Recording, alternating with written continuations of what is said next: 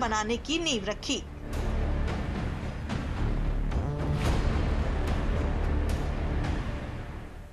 संस्कृति और लोकतंत्र का ये मेल जो बेहतर कल की नींव तैयार करेगा। शुक्रवार को सीएम योगी ने राज्य निर्वाचन आयोग के नए भवन की नींव रखी। इससे पहले राज्य निर्वाचन आयोग किराए की बिल्डिंग से काम करता था। यह ऐतिहासिक कदम देश के लोकतंत्र के सबसे मजबूत हिस्से को और भी ज्यादा मजबूत कर देगा। साथ नए भवन की मदद से राज्य निर्वाचन आयोग यूपी में पंचायत और स्थानीय निकाय चुनाव की विशाल प्रक्रिया को आयोग अब और बेहतर तरीके से संपन्न कर सकेगा। आप सोचिए, 544 नगर पंचायतों के माध्यम से, 199 नगर पालिकाओं के माध्यम से और 17 नगर निगम के माध्यम से 57,000 से अधिक हमारे पास ग्राम पंचायतें, 57,600 से अधिक ग्राम पंचायतों के माध्यम से प्रदेश के अंदर 75,000 से अधिक क्षेत्र पंचायत, 75,000 से अधिक क्षेत्र पंचायतों के माध्यम से 826 क्षेत्र पंचायत और 75 जनपदों में 75 जिला पंचायत अध्यक्ष के माध्यम से इस पूरी व्यवस्था को चुनाव की प्रक्रिया के साथ जोड़ने का काम, जिसमें 12 करोड़ से अधिक मतदाता अकेले पंचायती राज विभाग में और स्थानीय निकाय की व्यवस्था में लगभग 5 करोड़ मतदाता इस पूरी प्रक्रिया का हिस्सा बनते हैं। तब 8 लाख से अधिक प्रतिनिधि चुन करके जाते हैं पंचायती राज व्यवस्था, त्रिस्तरीय पंचायती व्यवस्था में भी और क्षेत्र आपके स्थानीय निकाय के व्यवस्था में भी।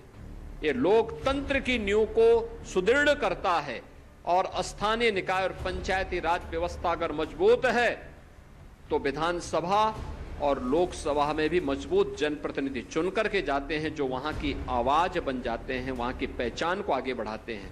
लोकतांत्रिक व्यवस्था अगर मजबूत है तो हर संस्था अपने आप ही संवेदनशील बनती है, विकास के प्रति आग्रही बनती है। देश में सबसे ज्यादा 12 करोड़ वोटर यूपी से आते हैं, जो देश में होने वाले हर स्तर के चुनाव पर असर डालते हैं। यही 12 करोड़ वोटर हर 5 साल में लोकसभा चुनाव के दौरान निर्णायक भूमिका तय करते हैं। सीएम योगी इन्हीं 12 करोड़ वोटरों की ताकत को और मजबूत करने की बात कर रहे हैं। साथ ही यूपी में होने वाले लोकतंत्र के पहले पायदान ग्राम पंचायत के चुनाव से पहले चुनावी प्रक्रिया को और मजबूत बनाने के लिए सीएम योगी ने शुक्रवार को यूपी की राजधानी लखनऊ के अवध विहार योजना शहीद पथ में 50 करोड़ की लागत से बन रहे राज्य निर्वाचन आयोग का अत्याधुनिक कार्यालय भवन का शिलान्यास किया।